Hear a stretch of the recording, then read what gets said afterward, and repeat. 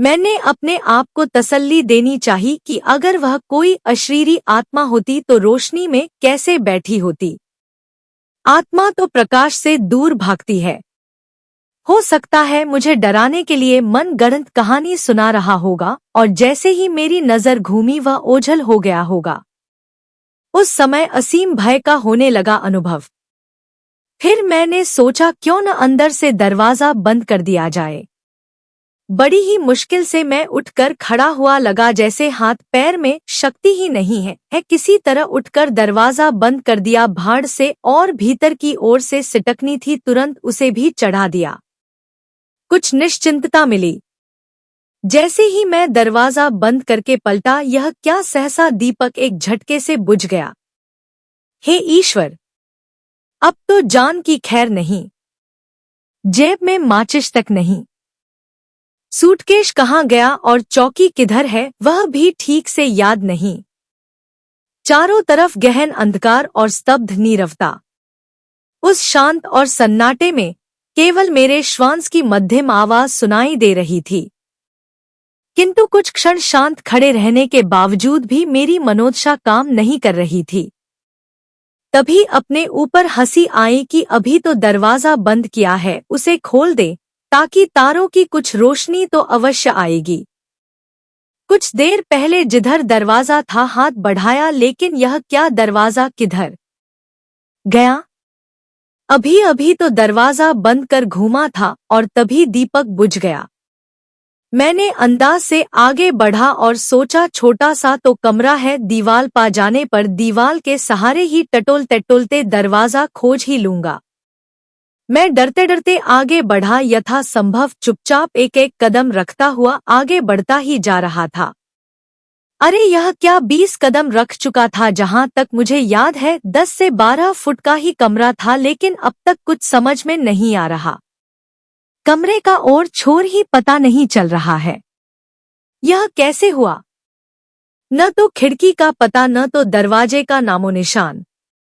बस मैं चारों ओर चक्कर लगा रहा था अंधेरे में। अब धीरे धीरे विश्वास होने लगा कि कुछ तो गड़बड़ है। गहरे निस्तब्ध वातावरण में गहन अंधकार के अलावा कुछ भी नहीं था। मेरा शरीर पसीने से तरबतर हो गया। क्या वह व्यक्ति वास्तव में अशरीरी था? क्या मैं किसी प्रेत लीला के चक्कर में तो नहीं फंस गया? मैं विह्वल होकर सोचता रहा। असहाय, एकदम असहाय। इतना कमजोर और असहाय मैं अपने जीवन में कभी भी नहीं हुआ। बस गुरुदेव और माँ का स्मरण लगा करने। तभी लगा कोई कमरे में है। मैं सर से पांव तक सिहर उठा। हाथ पैर ठंडे पड़ने लगे। चारों तरफ दूषित और तीव्र गर्म श्वासें मेरे शरीर से टकराने लगी। चारों तरफ बहुत सारे लोग हैं, उनकी आंखें अंधेरे में मुझे घूर रही थी और मेरे नजदीक आती जा रही थी। एक अजीब सी सड़ांध कमरे के चारों तरफ फैल गया। तभी किसी का हाथ मेरे गर्दन को लगा कसने। ऐसा लगा जैसे मेरी श्वास भीतर के भीतर और बाहर के बाहर रुक गई हो। असीम वेदना का करने लगा अनुभव। बस एक पल में मेरे प्राण निकल जाएंगे। उस असीम वेदना का वर्णन मैं नहीं कर सकता। धीरे धीरे मेरी चेतना शून्य होने लगी। मैं उस समय अपने गुरुदेव और माँ का करने लगा स्मरण। तभी एक झटके से कोई दूर हट गया। बस इतना ही आभास रहा और मैं चेतना शून्य हो गया। सवेरा हो गया था। मच्छर और मक्खियों का होने लगा आक्रमण। तभी बस की आवाज और लोगों के कोलाहल से मेरी तंद्रा भंग हुई। एक पल के लिए मैंने अपने आप को देखा और चारों तरफ नजर दौड़ाई। सोचा जिंदा हूं या नहीं, लेकिन आभास हुआ कि जिंदा हूं। सूटकेस एक कोने में पड़ा था। हाँ, न तो कोई चौकी थी और न ही कोई दीपक, बस था तो एक टूटी फूटी काफी पुरानी झोपड़ी थी। चारों तरफ जंगली पेड़ पौधे थे। न तो दरवाजा और न ही कोई खिड़की। बस मैं एक दीवार के सहारे एक कोने में पड़ा था। मिट्टी की वजह से मेरे कपड़े धूल से सन गए थे। काफी कमजोरी का अनुभव हो रहा था। किसी तरह सूटकेस उठाया और बाहर की ओर चल पड़ा। बस चौड़ी ही दूर पर खड़ी थी। कुछ लोग उतर रहे थे और कुछ लोग कर रहे थे चढ़ने का प्रयास। वहां कुछ स्थानीय लोगों की नजर मुझ पर पड़ी और मेरी दशा देखकर कुछ लोग आश्चर्य और कुछ लोग भय से देखने लगे। जब मैं उनके नजदीक पहुंचा तो हिम्मत करके एक व्यक्ति ने पूछा, बाबूजी आप तो यहाँ के नहीं लगते, कहीं दूर गांव से आए हैं? मैंने कहा हाँ, काशी से आया हूँ। कुछ काम था, मुर्शिदाबाद जाना था। बस छूट गई थी, काफी अंधेरा था तो बस यहीं झोपड़ी दिखी तो रात काटने विचार किया और नींद कब लग गई पता ही नहीं चला। लेकिन मेरी बातों का विश्वास उन लोगों को नहीं हो रहा था। हाँ, जो घटना घटी उसे मैंने उन लोगों से जिक्र नहीं किया। तभी दूसरा व्यक्ति बोला, बाबूजी आप भाग्यशाली थे जो बच गए। यहाँ रात में कोई ठहरता नहीं, यहाँ तो भूतों का डेरा है। बहुत साल पहले यहाँ एक अघोरी रहता था। रात दिन पता नहीं क्या करता था, अपने मग्न रहता था। किसी से कुछ लेना देना नहीं था उसको, बस अपने पूजा पाठ में लगा रहता। जो मिलता खा लेता, किसी से बोलता चालता तक नहीं था। बस एक दिन अपने झोपड़ी में मरा मिला। बहुत सारी खून की उल्टी की थी उसने, पूरे कमरे में खून ही खून फैला था और साथ में एक बालक की लाश भी थी। गांव वाले उसे उठाकर और उसके सामान को नदी में बहा दिया।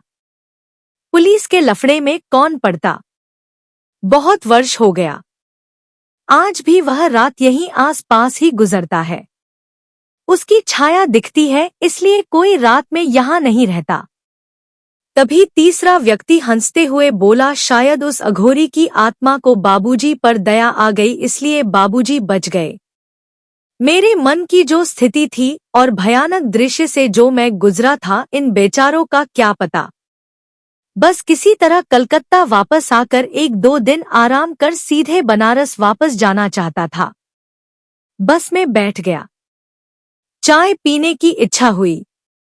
रात भर से कुछ खाया पिया जो नहीं था, बस चाय पीकर यहाँ से निकलना चाहता था, जितनी जल्दी हो सके। तभी एक लड़का 10-12 साल का चाय चाय की आवाज लगाता बस के पास पहुंचा। मैंने बस की खिड़की से चाय मांगी, चाय पीने लगा। तभी उस बालक ने आवाज दी, बाबूजी पैसा, बस छूटने वाली है। आवाज कुछ जानी पहचानी सी लगी। जब पैसा निकालकर उस बालक को देना चाहा, जैसे ही मेरी नजर उस बालक पर पड़ी तो देखा कि उसकी आंखें हूबहू उस अघोरी से मिल रही थी और आवाज भी। बस उसने एक गहरी नजरों से देखा तो मैंने तुरंत नजरें हटा ली। शायद मेरा भ्रम था या कुछ और। खैर, उस लड़के की व्यंग्यात्मक मुस्कुराहट मेरी आत्मा को एक बारगी झकझोर के रख दिया। मैं तुरंत पैसे देकर सामने देखने लगा, फिर उस ओर देखने की हिम्मत नहीं जुटा पा रहा था। ऐसा लग रहा था कि वह अभी भी बस के बाहर खड़ा है। बस चल चुकी थी। बस के चलते ही ठंडी ठंडी हवा का एहसास हुआ। बस कब नींद आ गई पता ही नहीं चला। बाबूजी उतरिए, बसअड्डा आ गया। जब सुरेखा के निवास पर पहुंचा, शायद वे बाहर निकल रहे थे। मेरी मुलाकात दरवाजे पर ही हो गई। मुझे देखकर बोले, शर्मा जी लगता है रात भर बस में लग गया। मैं उनसे क्या बोलता हाँ कहकर अपने कमरे में चला गया। जब स्नान करने गया तो देखा रुद्राक्ष की माला को किसी ने खींचकर तोड़ने की कोशिश की थी, लेकिन शायद टूटी नहीं। बाबा का दिया हुआ रुद्राक्ष की माला आज भी मेरे गले में है।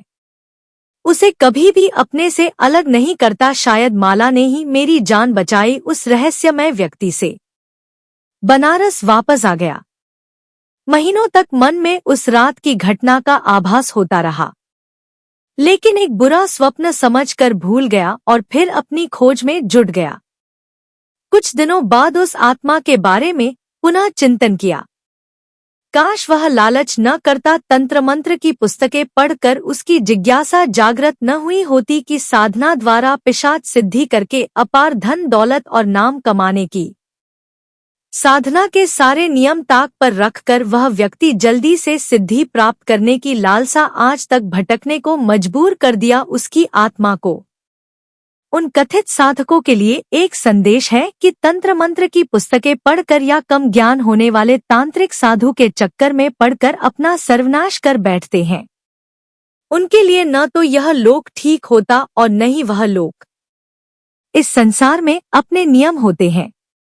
उन नियम और निर्देशों का पालन कर आगे बढ़ना ही सही कदम है। तंत्र साधना एक विकट साधना है। मैं बार बार कहता हूँ, इष्ट और सद्गुरु की बार बार आवश्यकता पड़ती है। उस साधक का न तो इष्ट था और न तो कोई मार्गदर्शक गुरु ही था। अंजाम क्या हुआ उपरोक्त विवरण पढ़कर आप स्वतः जान चुके होंगे। क्या आत्माओं से संपर्क किया जा सकता है? आगे प्रसंगवश आत्मा के विषय पर विविध चर्चा हुई है, लेकिन हिंदू मान्यता के अनुसार आत्मा अपने कर्मों के द्वारा स्वर्ग और नर्क लोक में विचरण करती है। शायद अन्य धर्म और हिंदू धर्म के विचार से सहमत न हो, लेकिन आत्मा की शांति के उपाय सभी धर्मों में हैं। ईसाई धर्म के लोग भी गत आत्मा की शांति के लिए प्रार्थना करते हैं। मुस्लिम धर्म में मृत्यु के बाद फातिया पढ़ने और धर्म के अनुसार आत्मा की शांति के लिए अन्य संस्कार करते हैं। इन संस्कारों को श्राद्ध अथवा तर्पण के निकट ही समझा जाता है। उसी तरह अन्य धर्मों में भी है। अपने अपने धर्म के रिवाज व नियम एवं पूजा पाठ करते हैं ताकि मरने के आत्मा को शांति मिल सके। सभी धर्मों में आत्मा संबंधित अपनी व्याख्या और दर्शन है, लेकिन हिंदू धर्म में काफी विस्तार से वर्णन मिलता है और साथ ही आत्मा के आवाहन का भी वर्णन मिलता है। आत्मा भौतिक शरीर त्याग करने के बाद कुछ समय तक प्रेत योनि में रहती है और जब आत्मा प्रेत योनि में रहती है तो उसे प्रेतात्मा कहते हैं। आकस्मिक रूप से शरीर छूट जाने की वजह से या कोई कार्य पूर्ण न होने के कारण आत्मा स्वप्न अथवा किसी अन्य माध्यम से अपने बंधु जन से संपर्क करना चाहती है। इस तथ्य को देखते हुए हिंदू धर्म में आत्मा से संपर्क करने की प्रेरणा दिया जन्म। प्रेतात्माओं का स्वरूप क्या होता है? जिस तरह स्थूल स्वरूप होता है उसी तरह प्रेत शरीर भी होता है। मृत्यु के पूर्व पुरुष अथवा स्त्री की इच्छाएं, वासनाएं रहती है तो उसी वासना को लेकर भटकती है। स्थूल शरीर दृश्य है और प्रेत शरीर वायुमय है जो दृश्य नहीं होता। जैसे हम वायु को देख नहीं सकते लेकिन उसके चलने का आभास जरूर कर सकते हैं। प्रेतात्माओं के अस्तित्व का पता तब चलता है जब वे अपनी वासनाओं की पूर्ति के प्रभावित करती हैं। दूसरी बात यह है कि क्या आत्माओं का आवाहन किया जा सकता है? यदि किया जा सकता है तो किस प्रकार और कैसे? वैसे तो पाश्चात्य पद्धति है प्लेन चिट और किसी को माध्यम बनाकर उस पर आवेशित करना। इसमें थोड़ा खतरा है। जिस आत्मा का आप आवाहन कर रहे हैं उसकी जगह कभी कभी अन्य आत्मा भी आ जाती है, जो कि अनेक समस्या पैदा कर देती है। लेकिन हिंदू धर्म में जिस प्रकार ईश्वर पर आस्था है उसी प्रकार गतात्मा और पितरों पर भी करते हैं विश्वास और यथा समय उन्हें प्रसन्न करने के लिए विविध पूजा पाठ श्राद्ध और तर्पण भी करते रहते हैं उनकी तिथि के अनुसार। योग और तंत्र में मंत्र, ध्यान, आकृति, स्मरण आवाहन है, लेकिन तंत्र में मंत्र द्वारा आवाहन ज्यादा प्रचलित है और है सुरक्षित। आवाहन के प्रकार पहली पद्धति है जिसे हम मंत्र सिद्धि से आत्मा का आवाहन कर सकते हैं। दूसरी पद्धति है मन को आत्मा पर केंद्रित करने का मार्ग। आत्मा के सांसारिक नाम अथवा उसकी आकृति पर ध्यान केंद्रित करने से उस आत्मा का आवाहन किया जा सकता है। यह आवाहन उन लोगों के लिए सरल है जो उस आत्मा से संबंधित है, लेकिन किसी जानकार की सहायता से ही यह आवाहन करना चाहिए। इसका कारण यह है कि जब आत्मा का भौतिक शरीर छूटता है तब भी उसका अपने पूर्व संबंधियों से तब तक प्रेम और संबंध बना रहता है जब तक उसकी वासना क्षय नहीं हो जाती या अगला जन्म नहीं हो जाता। हिंदू धर्म ग्रंथों में आत्माओं का आवाहन करने के लिए मन को केंद्रित करने की क्रिया तो प्रचलित है ही, परंतु तंत्र में मंत्र योग द्वारा आत्मा की आवाहन करने क्रिया भी है। साधक अपने सामने आवेशक को बैठाता है और मंत्र क्रिया द्वारा उक्त आत्मा को माध्यम पर आवेशित कराता है और जो उसे प्रश्न करना होता है प्रश्न करता है और इस प्रकार उसका उत्तर उसे प्राप्त हो जाता है। लेकिन यह क्रिया काफी कठिन है। साधक मंत्र द्वारा उस स्थान को मंत्र पूरित करता है और ध्यान केंद्रित कर आत्मा का आवाहन बहुत देर तक नहीं रहता। जब तक आपका मना एकाग्र है तभी तक, लेकिन मंत्र योग द्वारा आत्मा काफी देर तक रुक सकती है। वह भूत भविष्य के बारे में रहस्य खोलती है। ऐसी बहुत सी क्रियाएं हैं तंत्र में, लेकिन उनका रहस्य कम ही साधक को पता है। भारतीय पद्धति में बहुत सारी क्रियाएं लुप्त हो गई, बस कुछ ही क्रियाएं प्रकाश में हैं। पश्चिम के वैज्ञानिकों का दावा है कि आत्मा की आकृति पर ध्यान केंद्रित कर आत्माओं का आवाहन कर सकते हैं। यह अकेले या समूह के साथ भी कर सकते हैं। लेकिन प्रश्न यह है कि केंद्रीकरण पद्धति से आवाहन की गई आत्मा क्या वास्तविक में आती है? यह पद्धति वास्तविकता की कसौटी पर कभी भी खरी नहीं उतरी। अब प्रश्न यह उठता है कि केंद्रीकरण पद्धति से आत्मा को बुलाया जाना संदिग्ध क्यों है? इसका कारण यह है कि केंद्रीकरण की पद्धति आत्माओं को बुलाने के पूर्व ध्यान के केंद्रीकरण का उच्च स्तरीय विकास का नहीं होना है। यह एक कठिन कार्य है। अगर मन का केंद्रीकरण उच्च स्तर पर नहीं है तो यह होगा कि आवाहनकर्ता आत्मा को बुलाने के स्थान पर अपने मन को केंद्रित करने की शक्ति का प्रदर्शन मात्र करके रह जाएगा। अब प्रश्न यह उठता है कि वह कौन सा स्तर है जिस स्तर पर पहुंचकर मन का केंद्रीकरण इतना हो जाता है कि वह आवाहनकर्ता आत्मा को अवश्य आवाहन कर सकता है अथवा बुला सकता है। इसकी विधि योग के द्वारा संभव है। मन की चरम एकाग्रता है। आपको ज्ञात होना चाहिए कि आत्मा को बुलाने से सरल है जीवित व्यक्ति को बुलाना। मन को इतना साध लिया जाए या केंद्रीकरण कर लिया जाए कि अपने परिचित व्यक्ति पर मन एकाग्र कर उसे अपने पास बुला लें।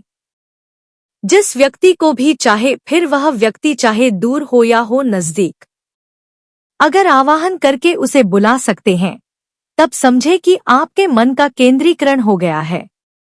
अगर इसमें सफलता मिलती है तो फिर आत्मा का आवाहन कर उसे अपने पास बुला सकते हैं। अब प्रश्न यह है कि यदि एक क्षण के लिए मान भी लिया जाए कि केंद्रीकरण के अभ्यास से किसी व्यक्ति को यह शक्ति प्राप्त हो जाती है जिससे वह आत्मा को बुला सकता है, परंतु इस बात को वह कैसे सिद्ध करेगा कि आत्मा का आवाहन सच में होता है? कभी कभी ऐसा भी होता है कि आत्मा का आवाहन नहीं हो पाता और आवाहनकर्ता के मन में जो आकृति है या काल्पनिक चित्र है आत्मा के नाम पर उभर आता है उसके मानस पटल पर एवं उसे आभास होने लगता है। कभी कभी मन केंद्रीकरण की स्थिति में इतना डूब जाता है कि उसे स्वतः आभास होने लगता है आत्मा का। लेकिन इसे परखने की भी विधि है। एक आत्मा जब अपने निकट संबंधियों के बारे में बतलाए, 2 आवाहनकर्ता के पास व्यक्ति की जानकारी दे देता है लेकिन उसके बारे में आवाहनकर्ता को पता न हो, 3 आवाहनकर्ता से यह पूछा जाए अमुक के कौन से पृष्ठ में क्या लिखा है। अगर वह बतला देता है तब समझना चाहिए कि आत्मा का सच्चा आवाहन हो चुका है, आत्मा की उपस्थिति है। तब जो भी जिज्ञासा या प्रश्न होंगे आत्मा तुरंत जवाब देगी। ऐसे तो बहुत सारी विधि है, लेकिन केंद्रीकरण एक सरल विधि है जिससे आत्मा की इच्छा की जानकारी प्राप्त किया जा सकता है और उसके मुक्ति का मार्ग भी जानकर विधिपूर्वक पूजन आदि कर देने से आत्मा मुक्त भी हो जाती है। सारी विधि और जानकारी होने पर भी आज आत्मा का अस्तित्व है, यह सत्य है। लेकिन जो रहस्य है परलोक जगत का वह तो आज भी रहस्य है और रहस्य ही रहेगा।